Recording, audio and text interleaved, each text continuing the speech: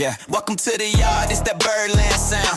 Pigtown Sports, yeah, we holding it down. Bleeding orange, dripping purple, that's the code we claim.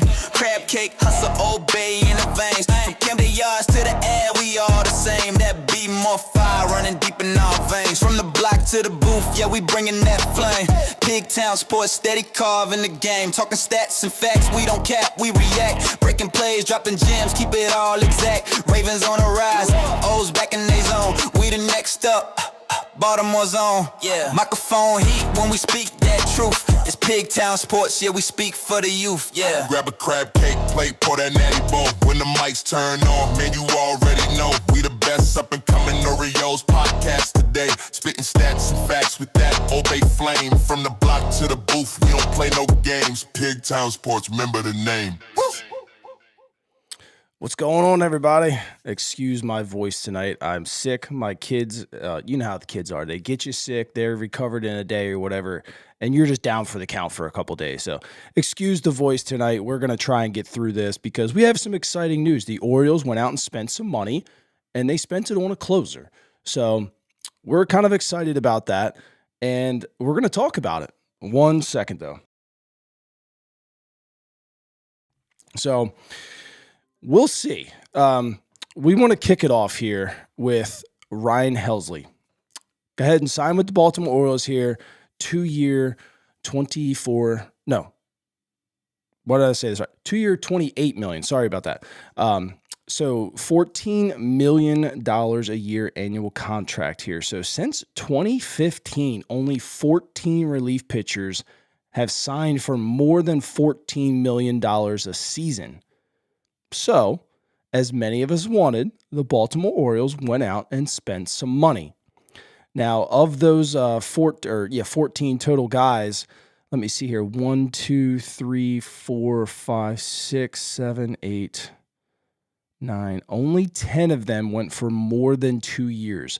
So it's not often that a relief pitcher really kind of goes out and gets a longer multi-year deal. Most of the time in baseball, relief pitching, it's just a 1-year thing. A lot of 1-year contracts put out. A lot of times it's 2 years with an option, either a mutual option, a player option, or a club option. In this instance, he got the player option. And I think that's kind of to entice the player to come here. When I first saw it, I was like, man, a player option, that is really stupid. And I think I even tweeted it. Stupid. I hated it. I'm like, I want to see somebody who is dedicated to be here. But when you really look at it, it's a win-win for the player and the club, really, because you get them for, well, I shouldn't say a win-win. It could be. If they pitch really, really well, right? If he pitches really, really well, he goes out 30, 40, 50 saves, right? You're thinking, oh, he's going to opt out. Well, that probably meant the Orioles were really damn good anyway, right? So we're probably excited about that to begin with. But like I just said, only 14 total people since 2015 have signed for above $14 million. So are the chances of him leaving next year high? Probably not. Probably not. So now you just got to hope for him to get better. Now, the metrics have gone down every single year since 2022. He does still throw 100 miles an hour. And we'll go ahead and look at some of this stuff here. So Helsley's pretty decent. He's a 3-4 pitch kind of guy here. He's got a slider, a 4-seam, curve, and a cutter. Cutter only throws 1% of the time last year. I think the Orioles are going to go and make him throw this cutter a little bit more now that the 4-seamer's been hit around a little bit more. The slider's still really good. Curveball is effective, but only throws it 6% of the time, as you can see. The breaking ball value is pretty high. I mean, it's at a 93. It's one of the better in the game. Fastball velo, obviously you can see, 99.3 right here. That's still one of the better ones in the game. Chase rate, whiff rate, it's all pretty good. He does have a suscept to walk a few batters an inning sometimes, but he fits right in with what Baltimore does. We were 28th in the league last year in walks per 9 for the relief pitching, and then we were like 4th or 5th in strikeouts. What is Ryan Helsley going to bring? Walks and strikeouts. So you can't complain too much here. But I like what I see so far at a Helsley. This is a guy who's proven he's saved a lot of games in the big leagues, an absolute lot of games. Now, last year, he pitched 58 games. He had a 4.50 ERA, 61 hits, 28 earned, 25 walks, 63 Ks, 275 average against, with a 784 OPS and a 154 whip, 4.14 FIP, and a 3.79 xFIP. Now, the numbers weren't that great for Helsley last year. But you were talking about a guy who just saved 49 games in 2024. 49 games. And the start of last year was also pretty decent. I mean, in St. Louis alone, he had a 3.0. And, you know, the FIP and the xFIP were pretty decent in St. Louis, but you could tell he was getting hit around a little bit there too. The fastball was getting hit around. He gets traded over to the Mets last year, and it was abysmal. It was bad. It was really bad. Like, there's no sugarcoating it. And Mets fans will tell you, and the numbers will tell you too. It's been horrible. But what I liked about it is the Mets may have thought that they found like some kind of a tipping issue where he was kind of like, maybe I was watching a couple different shows about it. Some people said he squeezed his glove a little bit tighter during fastballs and then left it a little bit open. And he held the glove here. Now in St. Louis, the glove was up here. And I went back and watched a lot of videos. I personally didn't see the glove squeezed that often. Not enough to make me feel like that was the reason. There was some of it there. Don't get me wrong. There was some of it there. But not enough. Now, one thing I did notice, and I went back to 2023 and 2024, and I double-checked it. What he started doing when he got to New York this year with the slider. Now, remember, the first thing we saw, he threw the slider more than the fastball.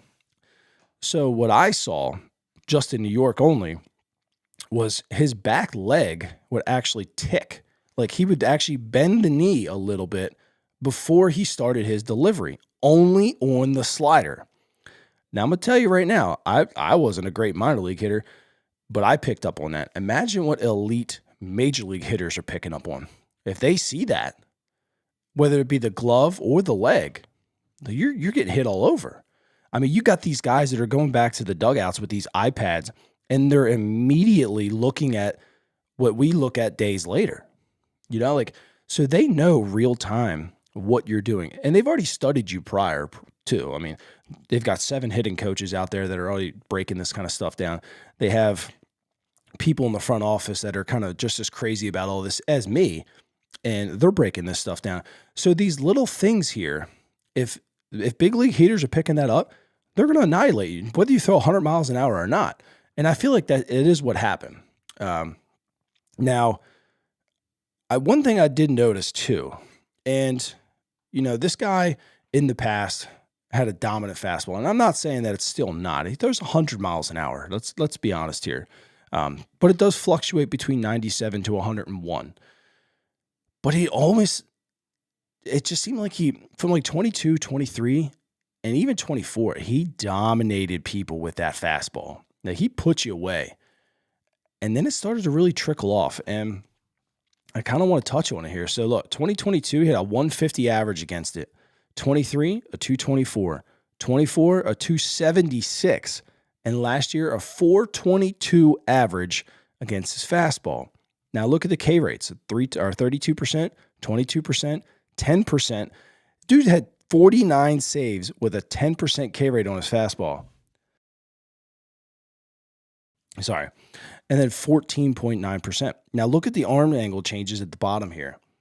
52 degrees in 2022, 57 degrees in 23, 59 in 24, and 62 in 25. Now I pulled a lot of his other metrics.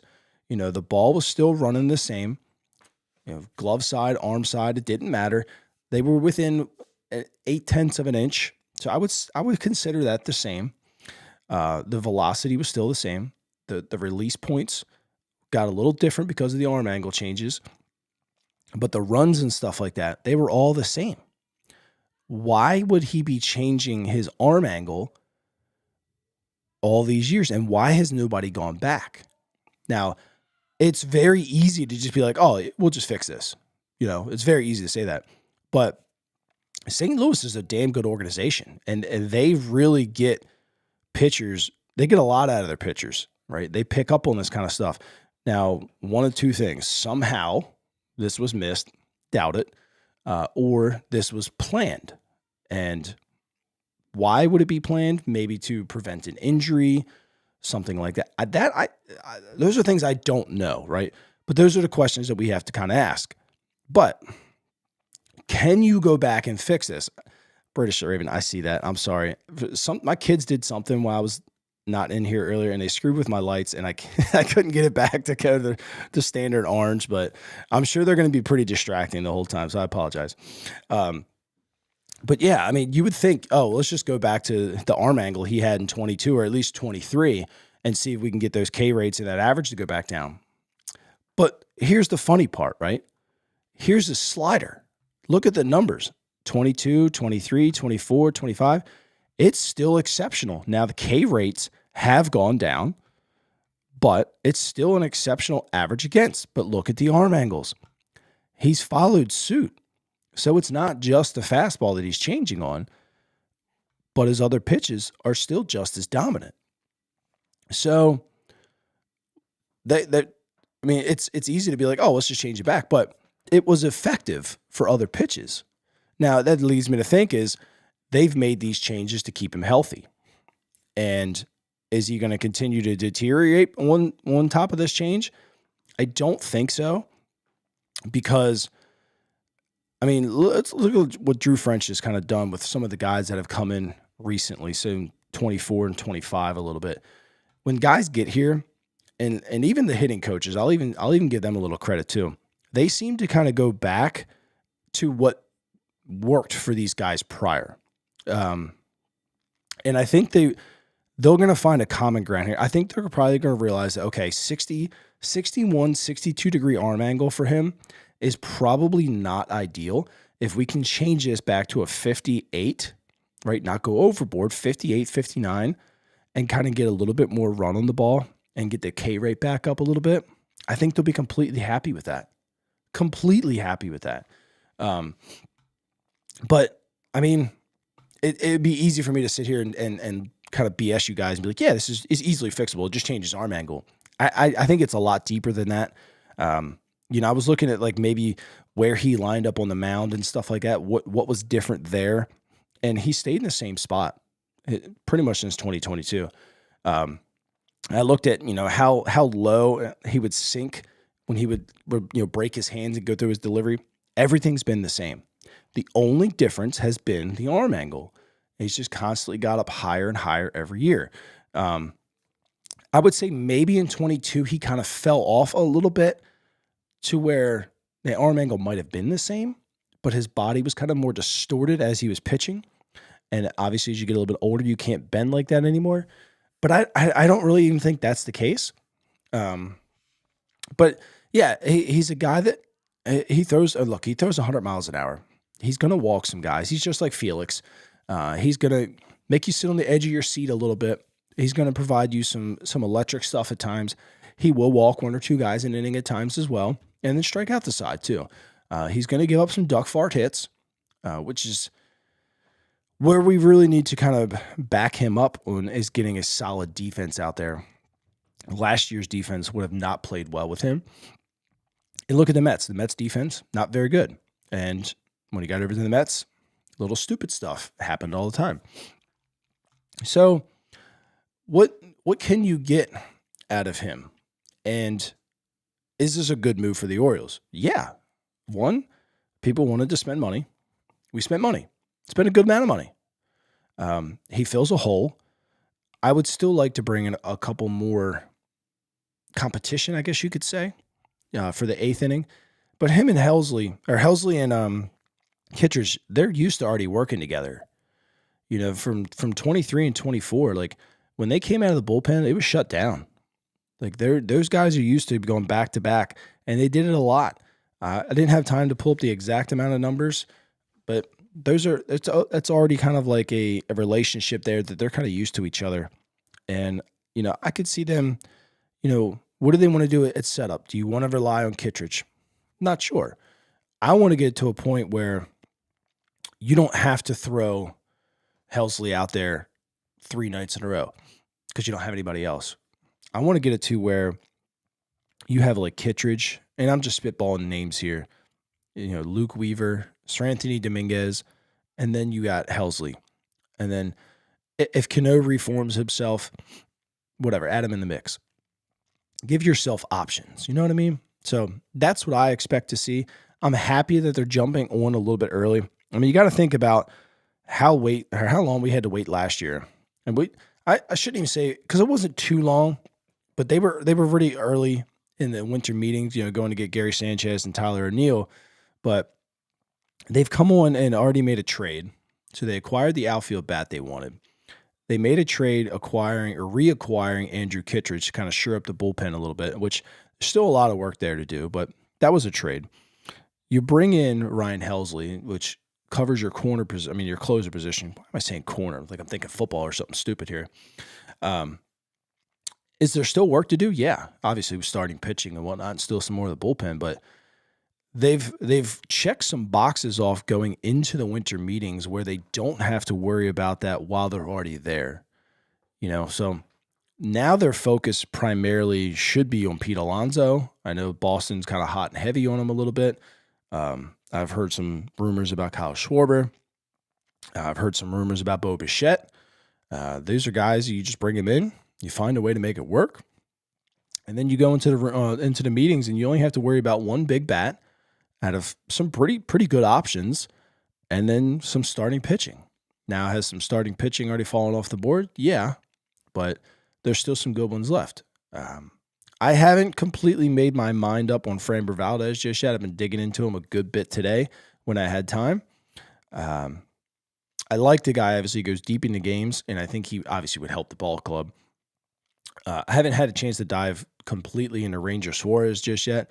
I think that they probably value Valdez over Suarez at this moment, just my personal opinion. We'll see. The Orioles are being aggressive early right now. It's great to see. It's great to see him spending money.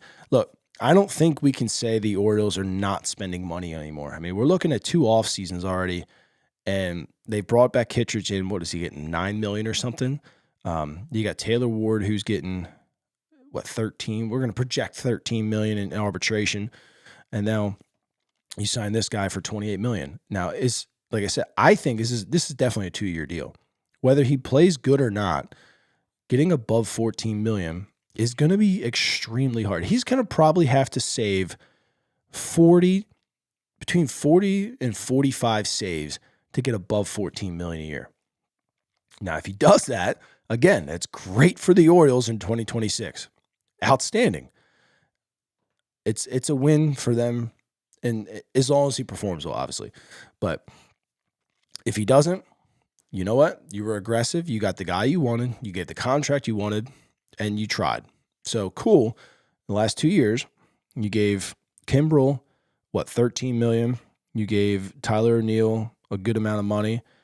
Was it $60 million? 58 or whatever. Well, I don't even remember. Sagano got good money. I know people didn't like Morton, but he got good money. So the Orioles are kind of slowly changing that brand that they didn't like to put out a whole lot of money. Have they been on the right guys? Very, very subjective. Heavy leaning toward no, but we're seeing them do it. So we got to kind of take the good with the bad sometimes and go from there. But let's get to some of these comments here. You guys are chatting away up there. Chatting away. Let's see here. What's up, man? Appreciate the grind. Dude, I'm fighting through it. I'm sure you can hear it in my voice. I'm fighting through it. Good signing for sure. I agree, Alberto. I agree. Let's see. Good acquisition here. Ignore the post-trade deadline. ERA of north of 7. He was using a setup role for a team spiraling out of control. The O's were his choice. Now let's go get Valdez. I can't disagree with that, Mark. I mean, the Mets are, I don't want to call them a dumpster fire last year, but they were pretty damn close to a dumpster fire last year. You know what I mean? Like that was a rough season for them, and it was just, and then on top of whatever he had going on, and whatever they changed on the, like I said, what I saw on the back leg with the slider, it wasn't a good situation for him. But Drew French has kind of shown his ability to bring guys in. Rico Garcia last year, he was a nobody, right? He come in and gave us some effective innings. Dietrich Enns, he was a nobody, right? He come in and give us a couple effective innings, right? You gave him another contract. They found ways to kind of get random dudes in here to get you by and pitch better than where they were prior, which makes me excited that they can fix Helsley, if that makes sense. So Drew French has done a pretty good job. Mitch Plassemeyer and those guys, they do a pretty good job of identifying how they can make these guys just a little bit better. So if they go back and get his arm angle just a little bit better, I think we'll see a better Ryan Helsley again.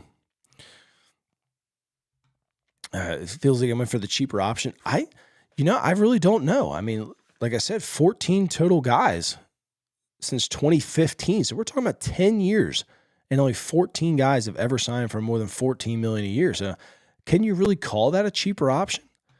I don't know. I really don't know. I don't think you can. But I mean, who knows? I mean, would you like to have Diaz? Yeah, probably. Diaz would have been great.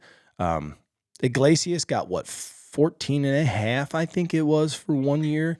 And he's on this list too. He had got that prior. Where did I put him at? So he originally had signed for 4 years, 58, 14.5. So, or he might have got 16. Sorry, he got 16.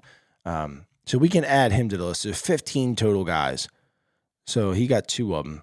So he's made his money, but he's been effective. But I don't think that I don't want to say you going cheaper. Like, I don't think you spend $20 million on Diaz. Like, would it be great? Sure, but that's a real big blunder if it doesn't work. You know what I mean? Go ahead and convince me this is a good signing. I think it is, just because I have confidence in our coaching staff to get him right. He's been around. He's been doing this for a really long time. Yeah, the metrics kind of show it's slowing down a little bit, but the velocity is not slowing down. The movement is not slowing down. So it's obviously something a little bit different. And from a hitter's perspective,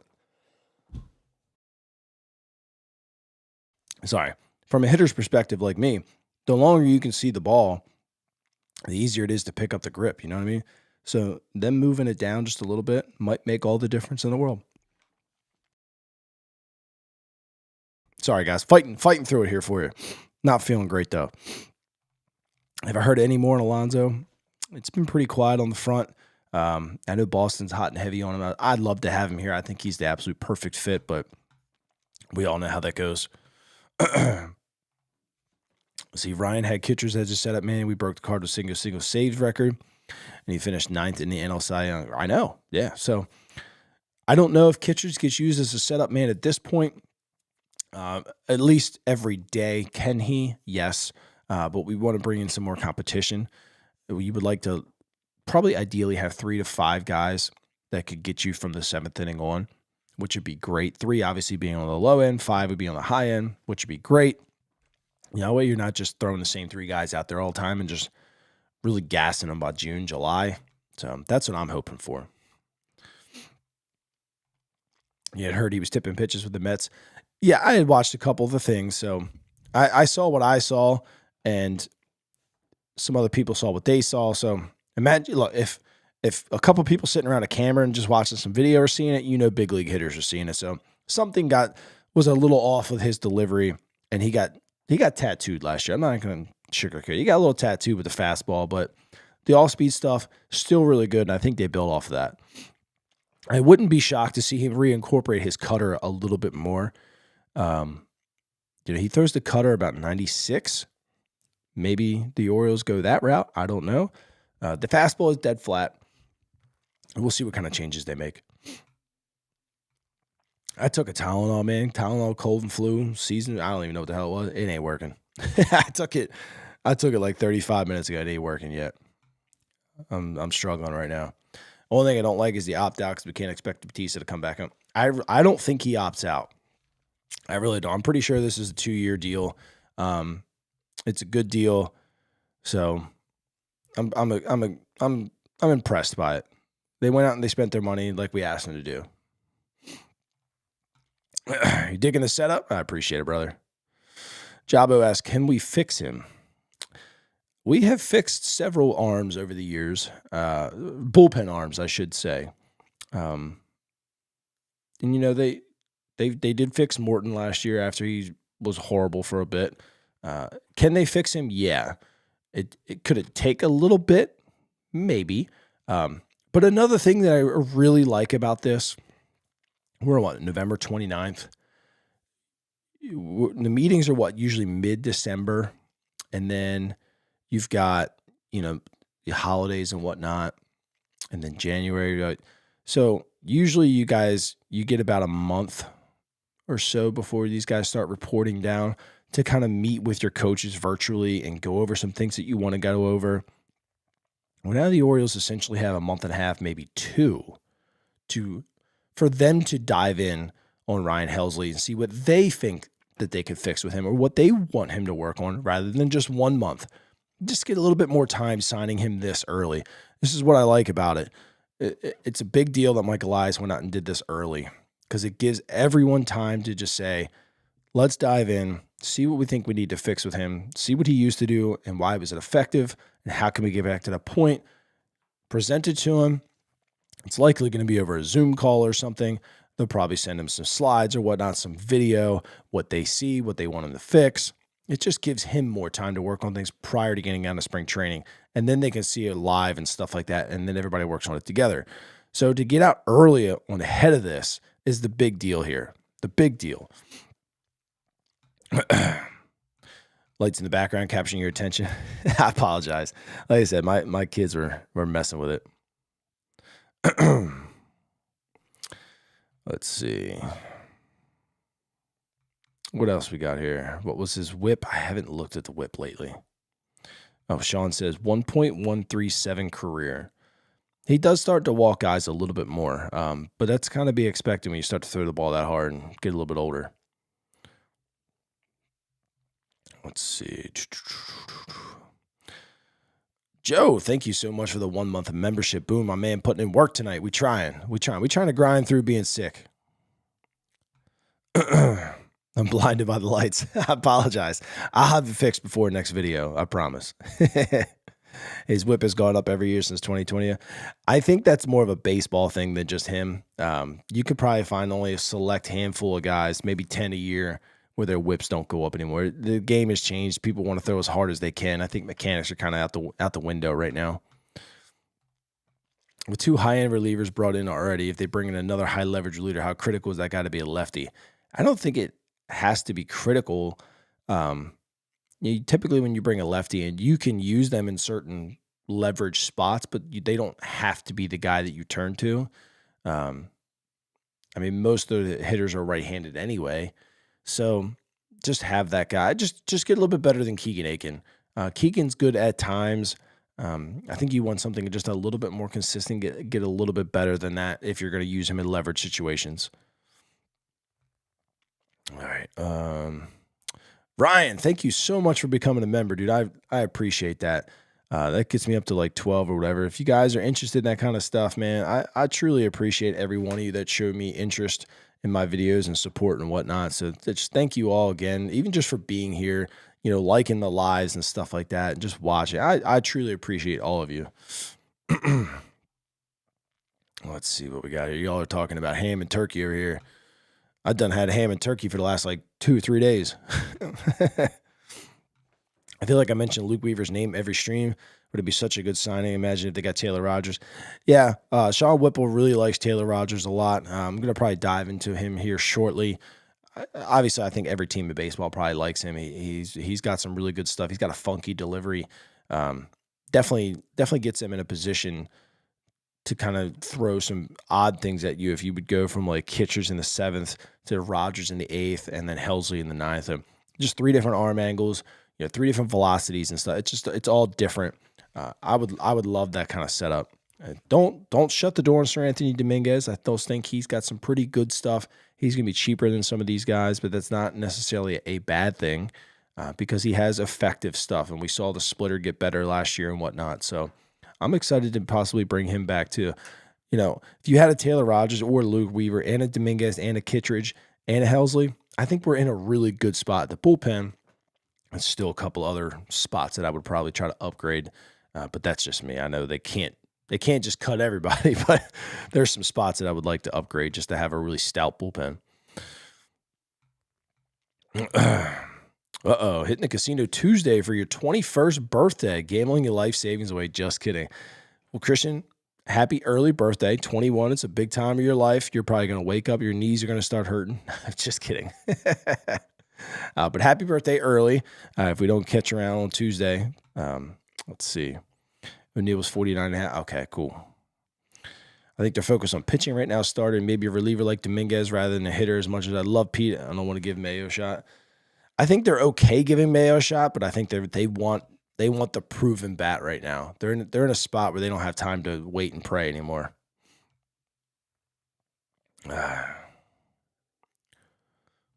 Let's see. They couldn't fix Kimbrel. I wouldn't say they couldn't fix Kimbrel. Kimbrel came in here, and the first half was absolutely dominant. I mean, he was third in the league in saves or something in the first half the year that he pitched, and then he fell off a cliff. And I mean, at that point, I think just age caught up him because he was old. But and Cano's funny. I'm actually going to do a video on Cano because while he's fallen off a cliff, he's also gotten better. Like it's a weird thing with Cano. Like it's the sinker that's getting worse, but everything else is getting better. It's very odd. So like if they just probably scrapped the sinker, maybe went to a cutter or something, or just a flat out four seam, would he be better? Maybe. I don't know. But at the changeup's just still as effective, if not better. But he's a guy that look, and I know people question like why did they tender him a contract? What's the point of bringing him back? He makes $1.8 million. And, guys that make over or have played over 6 years, they get to negotiate their own contract anyway. So the chances of him making over $1 million in AAA for somebody else were pretty high. So he still has two options left. You tender him the $1.8 million contract. You let him start in Norfolk, try to figure it out, try to tweak some things, see what he can do. And you have another guy there that could come up and pitch really well for you. So that's the thought process behind there. It's okay that they brought him back. It very, very likely goes to AAA. So it's okay. I know some people on Twitter weren't too happy about that, but it happens. You had this all last week. It's funny is like my throat sounds horrible and it doesn't hurt. It doesn't hurt. Now I started coughing a little bit today, but it's more like nasal drip or whatnot, but it doesn't hurt at all. I just don't have a voice. And it doesn't help. Obviously, I have 3 kids, so I'm yelling at them all day long because they don't listen. So I don't get a chance to relax my voice either. Would I trade Gunnar in 2027? It's going to be hard to sign. No. Gunner's not leaving this place. Gunner's not. I think they learned no lesson with Manny Machado. Gunner's not leaving. Gunner's going to get a big payday. Real big payday.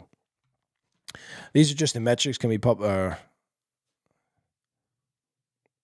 These are just, right. Yes. I'm sure they have even more calculated adjustments. Right. They're looking at certain things. How can they make him better? How can they keep him healthy? This and that.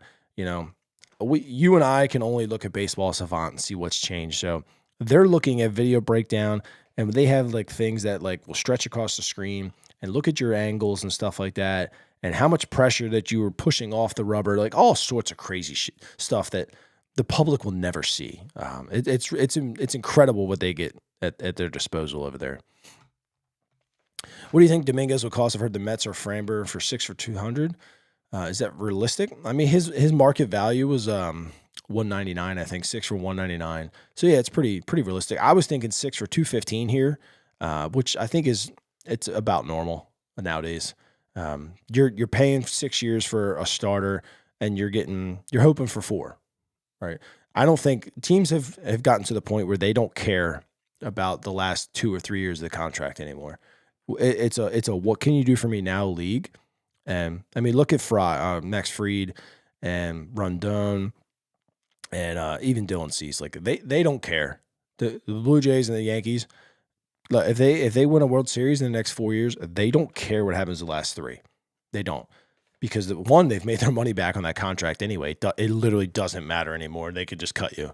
And 2, you're just helping the team in the short term. Like that's their biggest goal is how can we get better right now?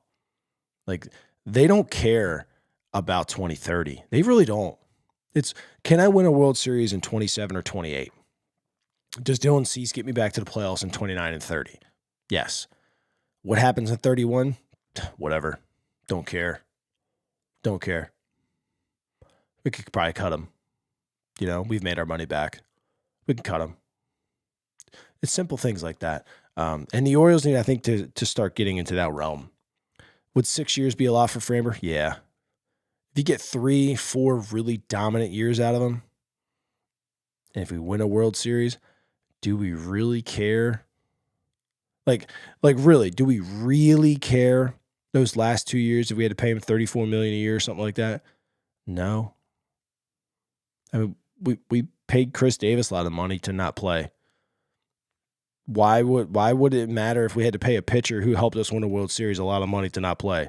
It doesn't. We've made that money back by then. So hopefully they start thinking like that. He has the arm talent. He certainly does.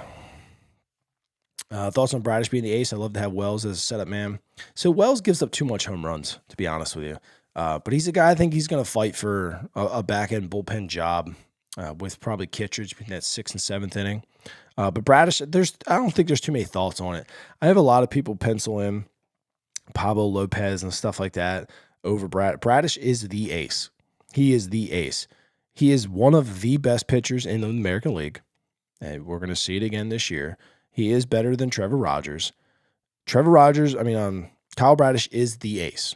He's the ace of the Orioles. He's a top 6 pitcher in the AL right now, coming back off injury, and he's still that good. If I'm wrong, I'm wrong, but he is going to start the year as the ace, in my opinion. So Dayquil steady diet. I've only taken medicine like twice, and I took it before the show, but it just ain't working. Nathan says, bring back Colomb. I just don't know. I don't know where he fits in this bullpen anymore. Like, could he take over Keegan Aiken? Yes. But, like, is that effective for him? You know what I mean? Like, he's effective in the 7th, 8th, or 9th inning. But is he better than some of the other options on the market? I don't think so. I could be wrong. I just don't think so. But him pitching, like, every couple days in like, that Aiken role, I don't think is good for him at this age. I just don't see how he 100% fits, if that makes sense. I'd love to have the guy. I think the talent is still great, even at the age. I just don't see how they could possibly use him and how it would work for him at this age. The meetings are in a week. So the first week of December, so we're looking, a week of the meetings? Is that what it is, the 3 days or something? Either way, you're looking at roughly mid-December before these guys can really start talking with coaches and whatnot. But getting here early, you're getting a 10-day jump on that, which is great for me. What was bad about the Devin Williams interviews? I didn't ask specifics. I just told they were absolutely horrendous. They had 4 of them, 3 or 4 of them, and they just weren't very good. They were turned off by it, and they just immediately pivoted to Ryan Helsley. It was the only thing I was told. Career playoffs, 8 games, 0-1, 5.63 ERA. It's about typical from a relief pitcher. Players are a different animal, man. They're a different animal in St. Louis. I mean, the NLs, it's a different ball game over there. I won't read too far into that. St. Louis has some good pitching coaches. I feel like our guys are pretty decent. Anything can happen. I mean, you look at Framber's numbers. You know, it almost seems like every other year Framber absolutely dominated in the playoffs, and then that next year he's just horrible. So all guys are kind of the same way. Big deal for sure. Let's prospective free agents know that we were serious. Exactly. And they're spending money to do it. For those who brought up Cease's prayer. Yeah, I mean, the difference is, though, and I've said, I'm not afraid to say it on record, I don't think Dylan Cease is mentally tough enough for the postseason. When things are going good, they're going good, but when they start to break down, I just feel like he's just that guy that he gets in his own head. It's almost like Lamar Jackson. Big Lamar guy. I love Lamar Jackson. When it's going good, it's going good. When it's not, I think he tries extra hard. And in baseball, when you grip that ball just a little bit harder, try to do a little bit too much.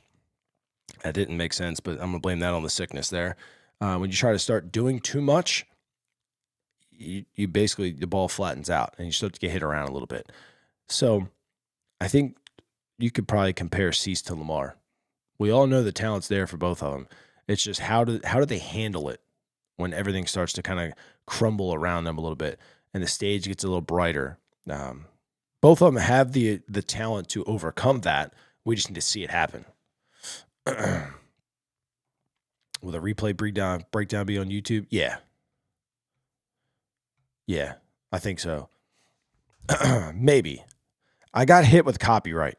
So I was going to break it down on this live, but I was afraid to. My Pete Alonso video that some of you guys have watched got hit with copyright for the intro, that first 20 seconds of mashing some clips together and things moving all around and whatnot, got hit with copyright. So I'm very hesitant to do that breakdown now.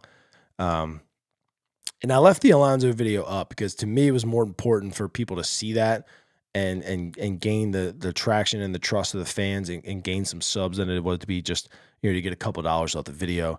But I don't want to put myself in a situation where I start getting copyright strikes, because obviously with 3 of them, they shut your channel down. So I do want to be a little careful, and I need to research like how I can do this stuff while not getting hit with copyright, because I don't want to lose money. But I also don't want to get a copyright strike either. So I don't want to keep pissing off the same company over and over. But if I have to do those videos and just post them to Twitter, I'm fine with that as well. Twitter's growing great as well. What are my thoughts on Michael King? I like Michael King a lot. I think he's one of the better starters available. His only problem is like Cease, he struggles to get through the 5th inning. Now he's only been starting for 2 years or whatever, and he's had some injury history. So do we take the flyer on him on a large contract? I don't know, but he obviously is talented enough to be a very good starting pitcher in this league. I think they might shy away just because they don't have time for more injuries, if that makes sense. There's a lot of talent around here right now. There's a lot of talent on the Orioles right now, but if you just keep adding more guys that get hurt with guys that get hurt, it's just a recipe for disaster, kind of like what last year was.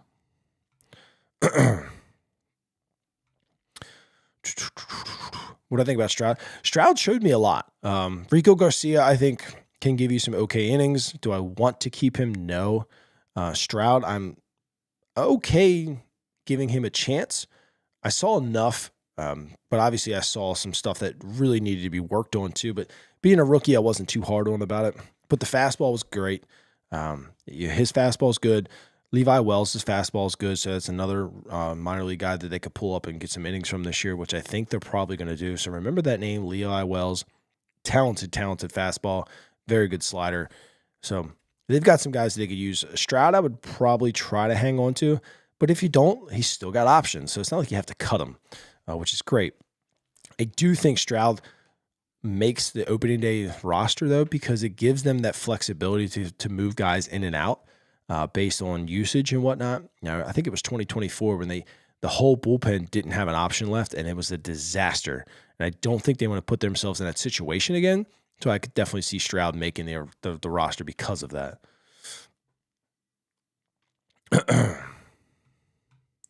So what happens if he's bad and he doesn't opt out? Well, you took a gamble and it didn't pay off. That's what happens. It sucks. It sucks for the team, sucks for the fans. I mean, what can you say about it? It's baseball. It could certainly happen. I mean, look at the Mets last year. They took a gamble and they traded for the guy and he sucked. You know, there's things happen. So it's not always sunshine and rainbows. I get what you're coming from, Edward. It's not always sunshine and rainbows, but it's a chance you got to take. I mean, I think they've played the passive card too much under Mike Elias, and it's bit him in the butt. So at this point, you just got to be aggressive like everybody else in baseball and try it out. Was Devin Williams very good for the Yankees? No, he wasn't. He was kind of terrible, actually. And he cost them a lot of games, but they took their chance. So I think the Orioles are in that position to do the same thing. Where's Lane Kiffin going to coach? Probably some high school. No, I'm just kidding. I think he stays at Ole Miss. There's potential 4 to 7 starters more in their system. We haven't even seen her. Yeah, exactly. Yeah, there's a lot of really good arms in our system here. A lot of really good arms. I'm right there with you, Andrew. I'm right there with you. I want Alonso so bad. Apparently don't make up. That's a lie. They've said that. I feel like they've said that for like 3 years straight. Or at least they've hinted at it. They don't make enough money. Get out of here. You probably make more in just selling hats and jerseys than, I don't know, 27 other teams probably. Like, you selling hats and jerseys probably makes more of a profit than what the Pirates do in a season from ticket sales. Like, let's be a little honest here about that.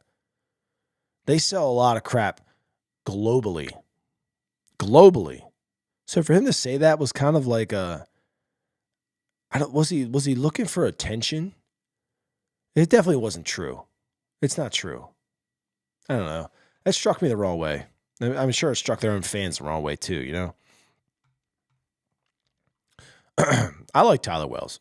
He's a bulldog.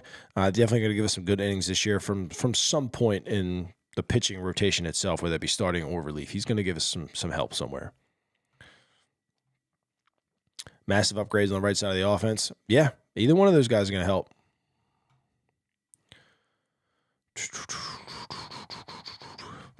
Why do people keep saying we don't have room? I wouldn't say they don't have room. But a left-handed DH is going to take away from development of Samuel Basallo. Now, you gave him money. You want him to develop. You want him to get the at-bats. Do you want to hinder him immediately after giving him a contract? Can he play first base every day? Could. Do you probably want him to? Probably not. You know, you're going to want him to DH sometimes. I wouldn't say they don't have room for him. It's just... It's a better schematic fit for Alonso right now. But if you had to settle on Kyle Schwarber, I think that still ignites the offense. Like, you'll find a way to make it work. You just don't want to hinder Basallo right now. Adit says, I want Tyler Rogers. Tyler's good, man. Do you think they focus on a starter more now that you have a closer and one setup man? I think they go for the bat first and then the starter. Uh-oh, what's happening on YouTube? YouTube sucks. Crazy Autobots, what's happening? What'd I miss? Was it longer than 10 seconds? It was 29 seconds. But it wasn't just the video playing. Like, everything was like, it was different. Like, it was overlays and stuff like that. But I don't know if I have to add like my face to it, because I've done other videos like that where... And then maybe it wasn't 10 seconds. I don't know. But I had my camera over top of it talking through it. And I don't know if that's the difference or whatnot. Is Jeremiah Jackson the real deal? He seems like the right guy for a new hitting approach. So Jeremiah actually does that HLP stuff that teacher man guy teaches, which everybody hates. But it's effective for him. Is he the real deal? I mean, he was a high round draft pick at one point. He's still young and plays the game hard. I don't see why he's not the real deal. Hey, look, you hit, they're going to find a spot for you. That's all I know. Why did he give the Orioles an excellent qualifying offer? Because he was going to take it. He's not worth $22 million a year. He's likely going to get like 10, 12, maybe 14 this year from somebody. You're not paying him the extra $8 million for 1 year. He wasn't going to reject that because he knows he wasn't getting that higher on the open market. They weren't getting a pick out of that. Ends as a replacement. I think they're going to use both. I don't think they're going to replace Aiken just yet. And Ends is what, 36, 37? He could fall back off too. I think he's just a spring training arm right now, and hope he pops. Yeah, Rick, they brought him back. They're going to give him another look. As just a guy that I would probably, I wouldn't mind upgrading from.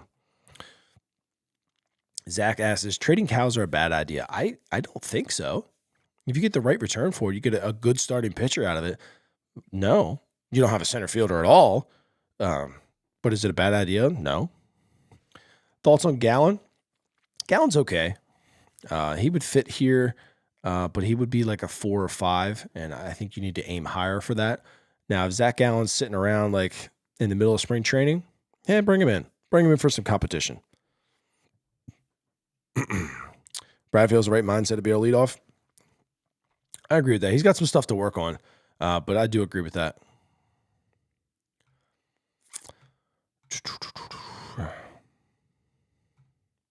Is there potential of a domino impact of multiple signings being completed near each other, or are we one more signing away from that happening? I think Pete Alonso starts the domino, to be honest with you. I think maybe you'll see like one of the Japanese guys sign. It'll maybe pop. But for the most part, I think Pete's going to probably hold everything up. Or maybe Diaz or something like that, but I'm not really too sure. But I will say that my throat is killing me. And I do want to hop off here because I'm starting to struggle to talk and I can feel that phlegm falling down. But I tried to grind this out to get you guys out there so we can chat about Ryan Helsley. I think it's a solid move for the Orioles. I'm not going to call it a great move. I'll say a solid move. And I'll say that because I do have promise in me that I think the Orioles can help get him back to where he was. Fix him, I will say help. Overall, I give the signing a B because he checks some boxes and his pedigree is very, very good. We just need to see some things fixed early on with that fastball and that arm angle and whatnot and get him back to where he used to be to really, really be effective for this baseball team. But I'm excited that they spent the money that they did because if you do help fix him, it's a damn good contract, and it helps the team for 2 seasons. Again, I don't think he opts out at all. So I appreciate every single one of you stopping in, and I'm going to go try and maybe get some sleep or some tea or something. I don't know. Something to help with this whole thing going on here because it sucks. I hope you all had a great Thanksgiving, and I'll catch you guys on the next one. Peace.